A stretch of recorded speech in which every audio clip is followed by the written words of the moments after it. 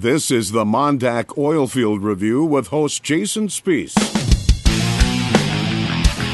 My name is Jason Spiess, and this is the MonDak OilField Review, heard in the Crude Life Media Network.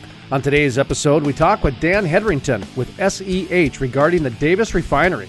The North Dakota Health Department held a public meeting last week regarding the Davis Refinery's air quality permit, and Hedrington was one of the experts who spoke at the public meeting.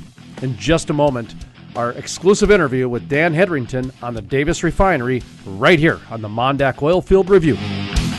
Jason Spiess, the most trusted voice in the Bakken. Let's bring in Jason Spiess, who is a multimedia journalist in North Dakota. Jason, what's your thought on this? My dad always listens to Jason Spiess. No one does an interview like Jason Spiess. Jason Spiess is the most trusted voice in the Bakken. Love listening to Jason Spiess on the radio, and if I miss him there, I catch him online. You know, I don't know what justifies being placed in history books, Jason, but in my book, it's in there. This is a good thing. Is your boss watching this? You need a raise. Welcome back to the MonDak OilField Review, heard in the Crude Life Media Network. My name is Jason Spiess. Up next, Dan Hedrington with SEH regarding the Davis Refinery. You take almost any agriculture plant and what you guys are proposing and what is looked at being done, correct me if I'm wrong, but you guys are on par to be cleaner than a lot of those things. So you mentioned the health department did some of these comparisons.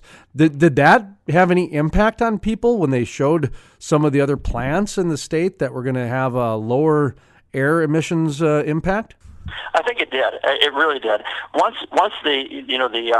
the hard information was actually up in front. It was actually displayed on a big overhead screen PowerPoint presentation, and they showed some of those comparisons. They were using, and this is all available, by the way, at the Department of Health website, where those comparisons are. They did some to, like I said, other refineries, some to universities, some to different projects, and even then, I believe that they did a lot more than even what they showed in the comparison. This was just a good group to show in the overhead, but we are very low, and the project meets the synthetic minor source requirements. It falls well below those thresholds. It's interesting. Like I said, I mean, the vast majority of the people there were supporters. In my opinion, I would say that over 80% were supportive.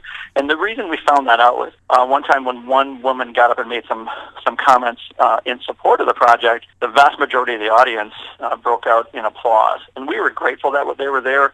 And actually, they were trying to understand what some of these people were concerned about as well. So the number, even though they did the majority of the speaking, the number of people who had concerns was much smaller by comparison to the people that were there supportive.